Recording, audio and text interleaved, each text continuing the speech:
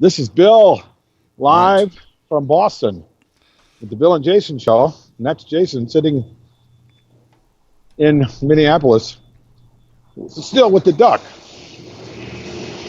I don't have a duck. How come you get to go to Boston? That's what I want to know. How come you get to go to Boston? And I'm stuck here in this they don't rainy like people with hats. weather. Really? Is that true? Yeah, that's the first thing I learned. I wore a hat. I stepped off the plane. You know, and they knocked me over, took my hat away. I hate to say this, but sometimes I think you make stuff up. I don't think you hate to say that at all. And I think that this could be one of those moments. I mean, no offense or anything. I think I really need to talk to a local to find out if that's true. Can you ask a Bostonian local there? Well, Brendan is a Bostonian local. Oh, you have someone that you're already on the first name basis with someone there. Yeah, well, first of all, I need to ask you, can you hear the wind? Because it's kind of windy here. Yeah, I can. I thought Chicago was supposed to be the windy city. But instead, I'm getting kind of blown around here. Yeah, you picked a great location. Thank you. We're trying to find a better one. Let me know when the wind stops, and I'll stop. All right, well, don't get winded. So are you gonna let me talk to the local about confirming this story that you... Well, I'll ask him the question because he can't hear you. But Brendan, yes. Jason wants. This is Brendan Burchill. Brendan Burchill, you're the president, Hi, right, of Yes. the American Disc Jockey Association here in Massachusetts, right? Yes, sir. Okay. And we just had lunch, and I just told Jason how they don't like hats here, and that's true, right? It's a Red Sox hat. It's okay. Oh, is that what it is then? All right then. Well, it's a good thing that give you your due. That looks very nice. I think you'd be all right up here. There you it's go. a good thing that I'm not here. Did you bring your hat, Bill? I didn't bring my hat. No, sorry. Oh, okay. We're gonna get him a Red Sox hat.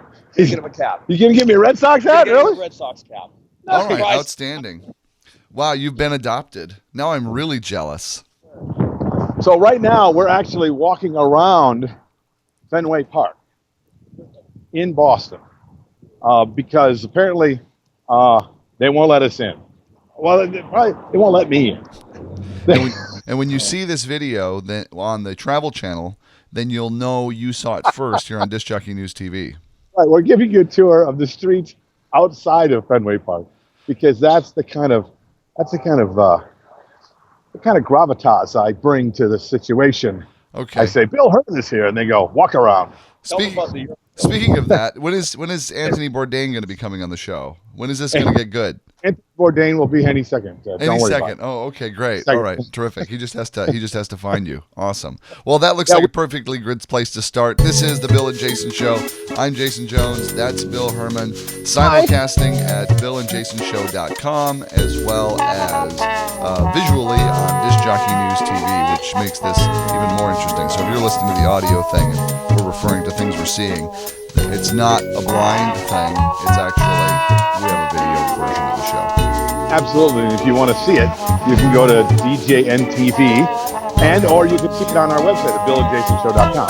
Yes, it's available to find on either place. So and we're joking around about you being in Boston. Brendan is going to get me a cap over there. If you see, look at that. Oh, outstanding! That's so great. yeah, we're joking around, but we're not in the same studio today. No, this is. I am literally in Boston, Massachusetts. Yeah, it's not a fake background, and Brendan actually lives in Boston. He's not a paid actor. No, he's not. He's a good guy, but as you can see, Pitbull lives here. Oh, well then, this is going to be really good, and he's going to be on the show today too. Yeah, I'll interview him. I don't know how much he'll have to say, but I'll do my best to interview him. Well, even if he shared some of his samples, like none of the ladies like anybody but me, or any of his or his signature laugh. Absolutely. Yeah. So the reason I'm here is because the Massachusetts chapter association I hope has this is asked recording better. The Massachusetts Bill and chapter Jason to come here and speak to the ADJA chapter. And being that we are a large corporation here at the Bill and Jason Show and the entertainment experience, we can afford to send only half of us, or 1.5 of us, to Boston. So I drew the straw, which is awesome because the last time I was in Boston, it was in the 80s. And something about a town that won't change. Yeah, and No the matter what. drawing went sort of like, let's see, who needs a vacation? Who's the biggest diva here? Oh, Bill won. I am a diva. Don't get me wrong, but you're right. I did need a vacation. Yeah, the Snicker bar wasn't enough. Yeah, well. And by the way, the person who keeps sending the Snicker bars, don't stop, please. Well, actually, one of the greatest things I love Boston. I've been to Boston a couple of times, and the biggest highlight of going to Boston for me was going down to, and I'm probably going to say it wrong, but locals will probably know what I'm talking about, and anybody else, you can do a spell check and probably figure it out on Google. But it's Faneuil Park. Yes, Faneuil Park. Yeah, and every summer there's a line, like it's stage after stage after stage of street performers that set up and do different acts, from dancing acts to acrobatics to all kinds of it's really kind of wild, like place to place to place, and it's a big place for the tourists to gather down in that market area. It's a very touristy place, but it's really fun, and these performers are just amazing, and as entertainers, we can learn so much from watching street performers. In fact, a very famous street performer we know, Carl Hagerman, actually has an entire book about it in terms of like the process that you go through to pull in your audience. We've got it pretty easy when we do a wedding. They're already there. They're there for a specific reason, and they're there to pay attention. As a street performer, you have to actually give people a reason to stop doing whatever it is they're doing and come look at you. It's a great Oh, hold on. What's happening? There we go. Now you're official. Look at that. Yeah, that's sexy. Look at that. We'll just kind of like that a little bit. There we go. My mother's going to be so unhappy with me right now. I love the tags on the bottom of the bill too. That looks really. Got the tag on the bottom there and everything. Yeah, maybe I should go like that. Right. Oh my gosh! How did you know what size my head I have? I'm like a huge melon. I lucked out. I went with mine, and I figured you were a similar ilk. Yes. You guys. Yeah, no. Faneuil Park is one of the places I want to go today, just for that. I mean, Carl Hagerman's book called let's put that back on here. Top Performer. Top Performer. It's a great book, and it speaks directly to that. And he's one of the people that I admire. And one of the things that I've always got a lot out of is not only watching street performers, but the things that he's talked about in the study of street performers. It's pretty cool, and that's one of the reasons I want to go today. It's really going to be something. Yeah, great. Well, I'm really glad that you're gonna have time. I know the last time that I was there, it was pretty great. One of the things that when you're a stage performer, unlike when you're performing at a wedding or you're DJing or emceeing an event and that sort of thing, is that you have to, I think what they call set the pitch. In other words, you have to basically kind of block out a space that is your stage, so people don't invade the space that you perform. You have to literally create all of that out of nothing. Right, it's setting the stage. We talk about setting the stage at the entertainment experience and how important that is. And it speaks to every bit of performance, regardless of whether you're a street performer, whether you're doing a sales pitch, whether you're at Orchestra Hall or at the Met. Setting that stage is very important, and I think it's called creating the pitch or setting the pitch. Now, Carr, if he hears the show, he's going to call us back and remind us what that's actually called. Right. So look for all the long list of correction comments on the YouTube page. Yeah, exactly. Thank you in advance, Carr. And by the way, and I know you met him already, but Brendan here is going to be my tour guide today, and planning to take us over to Faneuil later. And one of the things that I wanted to be sure that I did is introduce him to everybody, because Brendan is a young man who took on the American Disc Jockey chapter here in Massachusetts, and there's very few chapters even on the East Coast. Oh wow! So he's really setting the tone and leading the charge for the American Disc Jockey Association out here on the East Coast. So he took this on, and I'm one of the first speakers they brought in from outside of the area, but they've already created quite a buzz. Their first day of, tell me again, Brendan. Well, tell him, Bill. Tell him first. Could you just tell him something first? 22 members. Hold on a second, Brendan. What do you want me to tell him? Tell him that I'm sorry that you had to be the first speaker that he brings out. Okay, Jason wanted to say he's sorry that I'm the first speaker that you had to bring. You But, know, to tell you the truth, can I let you know an inside secret? We tried to get Jason, and he was not arrested. Oh no, that wasn't what that was about. Okay, so again, you were trying to tell me while Jason was so rudely not listening to the fact you were talking. Tell me about the first your big chapter initiative.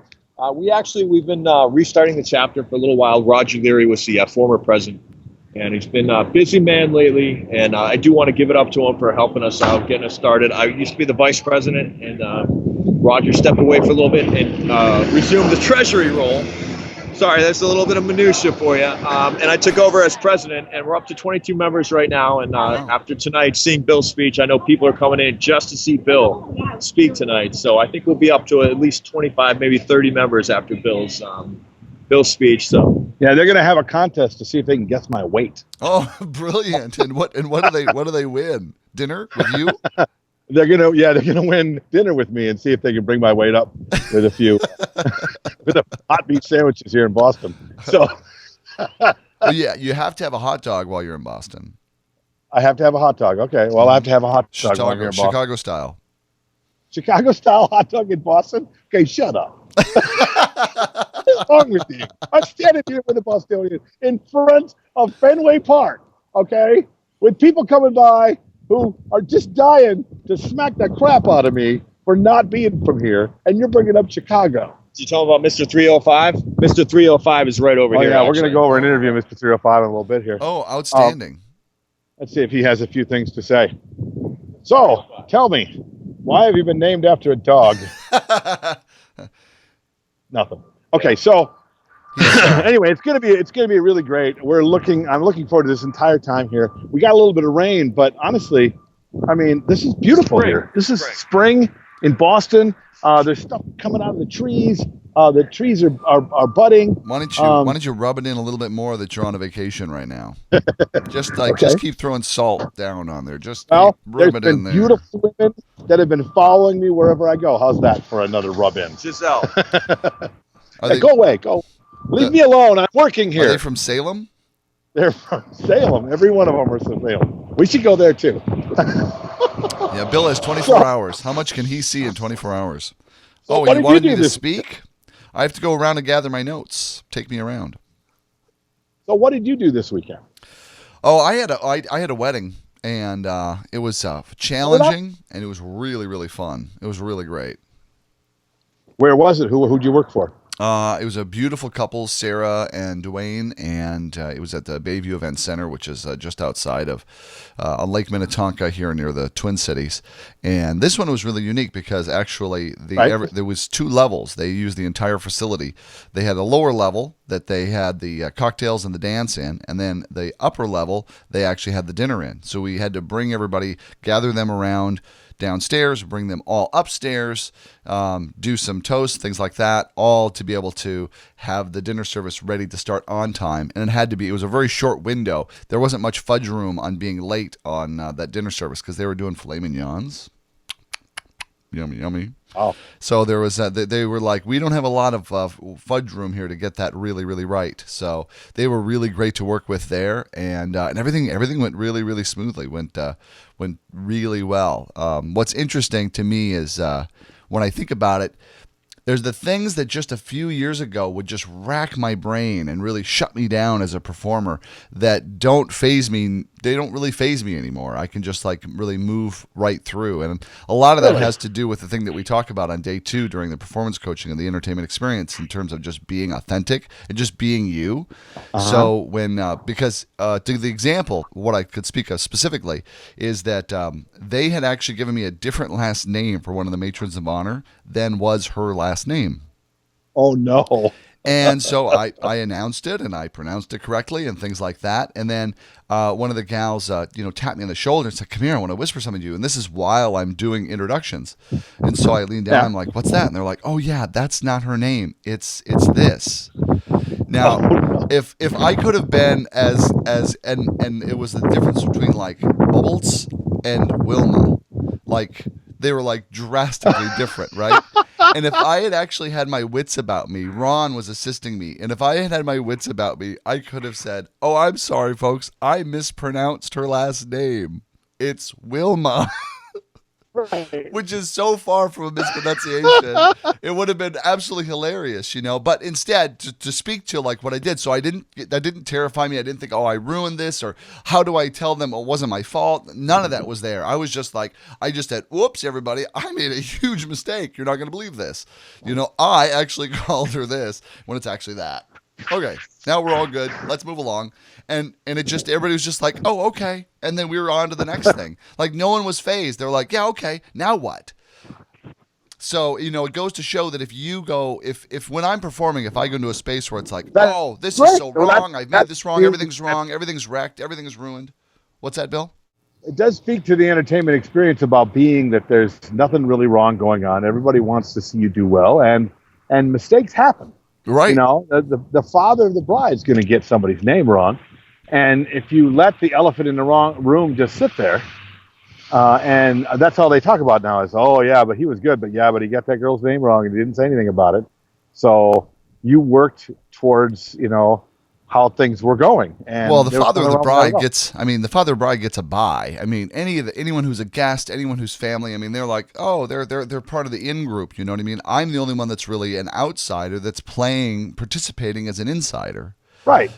So in being this, so there's much more pressure on me as the host and the MC to be able to get every single name right and everything right, but at the same time, like you said, things just go wrong. Things you're going to mispronounce. It'll just happen. You'll be doing your best and sometimes it'll happen. And best not to create a giant elephant in the room with like, oh, I totally screwed this up. I'm so terrible. And just go like, hey, this happened. And then like react to it, acknowledge it, and then move along and move them along. Because they're really not interested in sitting and dwelling there. They want to move on to the next fun. They're like, yeah, keep making this good. Nobody wants awkward to fill the room. You know? Right. And that's what you generate when you get into like, oh, I screwed up. I want to crawl into my shell. Well, you can't. You have a job to do. Absolutely. I mean, my wedding last night, Saturday night rather, I was in Milwaukee, Wisconsin. Nice. I was doing a wedding reception for Eric and Julie Shinners now. Mm-hmm. The Shinners family, the Milliners family. It was really great. A cool country club, great big room. And a bunch of people in Milwaukee, Wisconsin that were having a good time. Yeah. Oh man, they weren't a party going on. Drinking a lot in the land of old Milwaukee, were they? No, there's no beer there. I'm lucky I got away with not partaking myself. Because every time I play the song, someone's, let me buy you a beer. They're all putting beer in your hand. I work Here, for a spin with living. this. Now, working right now, you're partying, just give me a sec. It went really well, and I didn't make any mistakes at my wedding reception. It was perfect. You never do. The biggest challenge at weddings like this one, in fact, was because there were so many people that stuck around at the end and so many people that were partaking in the adult beverages that it was that last hour of requests of people that are like, they gotta hear this song. Oh, my gosh, I've got 150 people on the dance floor, and they're like, yeah, but this is the song that'll really take them to another level. I'm like, I love those requests. Like, this is you play this, you'll see what happens. The big demanding, crazy demanding stuff. There was even one guy at the end that for the last 2 minutes of the party was dying to get me to play and one more song that would have brought the energy from yeah to it's all right. Yeah. And I'm like, oh, and then in the last like 2 minutes of the show, he's not only telling me to play, but he says, do you know what I do for a living? I do what you do. And I know for a fact that you can get away with this. Well, that's a different take. That's a totally different take from what you usually get when it's like when somebody comes up and says, yeah, I'm a DJ. I do this. You know what you should play. You're just like immediately like, you know what? I don't want to listen to you anymore. No. He was really a nice guy, and it turns out he does do a lot of stuff. He hires disc jockeys. He's an event business guy, so he was trying to do that thing where play this request for me because I'm an event business guy and I hire disc jockeys on a regular basis. And he didn't really come out and say because that'll really help you along the way because I'll take care of you. I don't know why the big finger is coming to the party here, but it has. Just stop that. It's because you're too preoccupied looking at yourself right now. I really look at me. So good looking. Get him out of the studio, and he's like, squirrel, hummingbird. It was really funny. And at the end of it, he didn't get what he wanted, sadly. And so he even went to the bride sent me up here. This is the song the bride wants to hear. Oh, he was really doing the hard sell. He tried everything he could do, and it was difficult for me not to explain to him that I've got a secret bond and rule with the bride and groom, which is all of your friends are going to come up and lie to me and tell me that you want to hear a song, and sometimes they're going to tell me the truth that you want to hear a song. Right. Truth of it is, I don't take requests from your couples around songs that are not going to work in the moment, unless, of course, it's going to work. Or if you come up to me and say, you have to walk up to me and say, yeah, play that song for my friend Dave. Right. But I couldn't tell Dave that. I couldn't. I mean, you tell Dave the secret rule, and then Dave goes right room. Dave just wants what he wants. Right, and she probably said to him, oh, yeah, tell him to play your favorite song. Go right ahead, because I told her a week ago. You can tell your friends to get them off your back, that they can go up and say it's from you. Right. And if it's going to work, I'll play it. But if it's not going to work, then I won't. And they're like, yeah, cool. That's exactly what I want from you. So he was a little perturbed to me all the way up to the end. And then he came up and shook my hand. I know what you're doing. I do this stuff too. I got it. It's not a big deal. And that's when I took him aside and said, by the way, I got to tell you that the reason I didn't was this little secret rule. He goes, oh, that's good. That's good, dude. Because otherwise, you're right. That would have been a great song. Right. That wreck of the Edmund Fitzgerald kills. It was a good song. I even told him that if he would have told me that request 30 minutes ago, I could have got it in. But you know how it is in the last two songs of the night. Well, yeah. I mean, you have your 20 minutes to the end. You have your closing set ready. Right. His energy level was here. I was here. Mm-hmm. So he wanted me to come down here for the last song. I'm like, no, I'm already up here, man. It's the last song. Right. Right. It's tonight. I already passed your level. Yes. So no more. But for a guy who does it for a living, he didn't really get that. Yeah. Well, some things people pick up on, some things they don't. I mean, there's stuff in our business that we probably still don't get yet. You know what I mean? It's like I hope so anyway, because otherwise it's like that would get boring. I know for a fact there's plenty of stuff in my business that I have no idea about. So it's always good what you to be aware of what you don't know that you don't know. Exactly. So you think we should take a break? It's a great time for a break. All right. Well, live from Boston, you're listening to the Bill and Jason Show.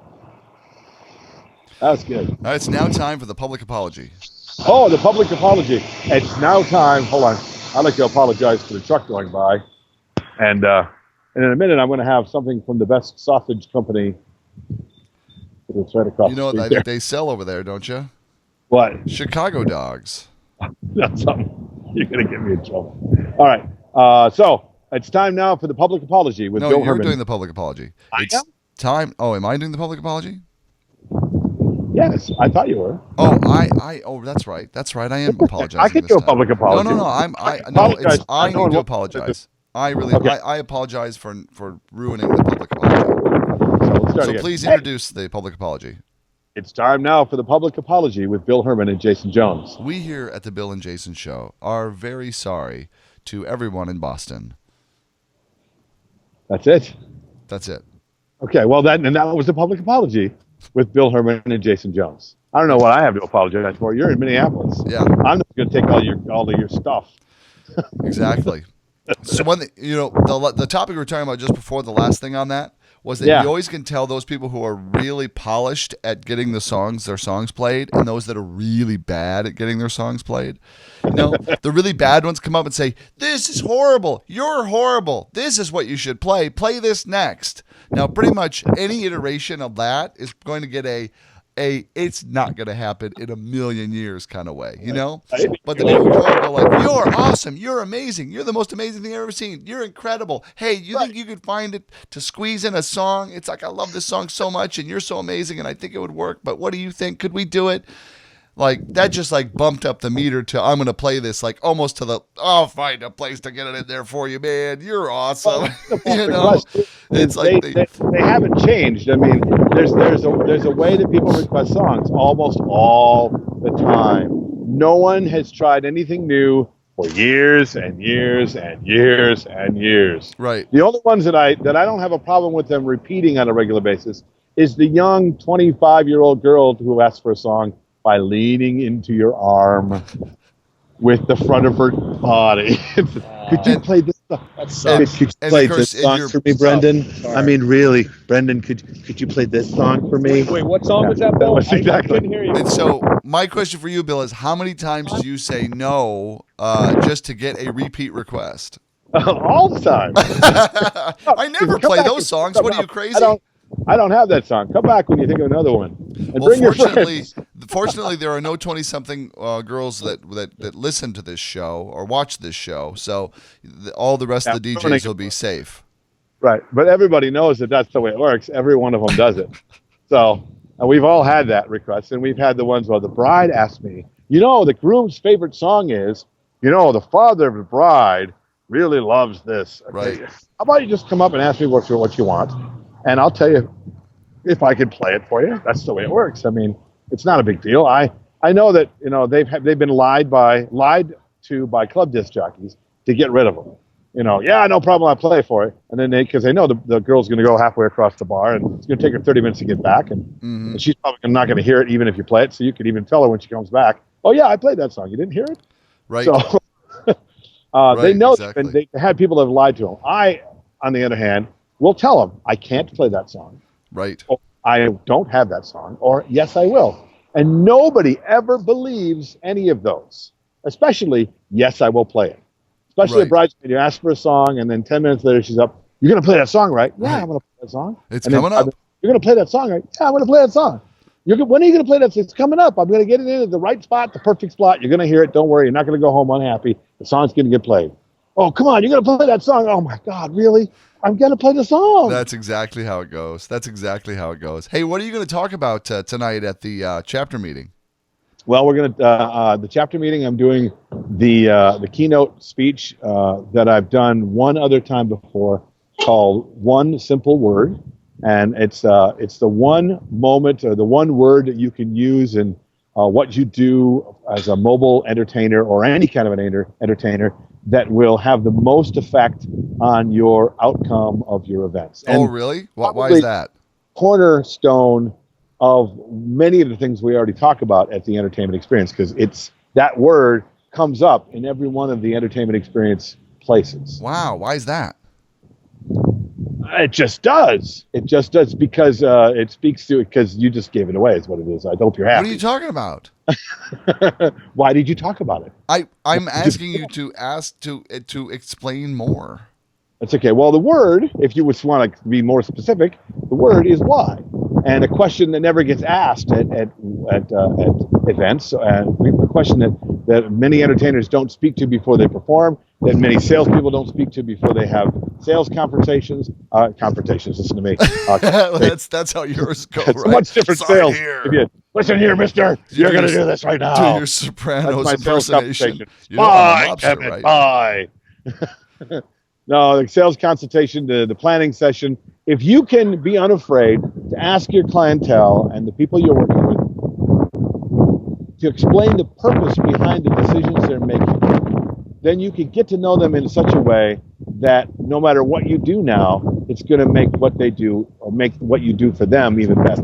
Well, you can get You down. understand them. You understand them. You understand the choices they're making. And now you can actually express them in a way that makes them really, makes you know them, Mhm. that you get them.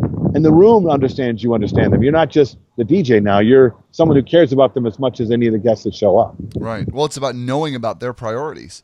And Really you'll is. never actually know. You'll just make assumptions. You'll never actually really know what their priorities or what's really the most important to them without asking why at least a number of times. Well, and the easiest thing you can do in a consultation is to make an assumption. It makes it, it's almost lazy to make the assumption, because that way you can finish quicker. You can get That's out the of most natural, though. The most natural is like, oh, I know what you're getting at. Oh, Right, I know and what you everybody want. does it. You know, Everybody that's a does it. totally human thing to do, to fill in the blank. Like, I know. You're kind of having more of a conversation in your head than you are with that person. Like, oh, I got it. Right. Okay, we're set. We can move on because I've truth of the matter got is- it. Like truth as of the if matter- asking why is a bad thing. Right, and like I said, we don't get it. I mean, you think you understand your wife until you really ask her why. You think you really understand your kids until you ask them why. Yeah. You think you understand bride and groom? You don't even understand your wife and your kids. Yeah. Okay? In the wife and kids context, maybe don't ask why. You may not like what you find out. I never liked that. Why? Well, because you're the only one that would take I took you on because you're easiest to fix. That's why. So back off, mister. Right. Yeah, it's gonna be great. I'm looking like Brendan said, it looks like we're gonna have 25 people there, which awesome. is pretty awesome for any disc jockey group to get that amount of people together.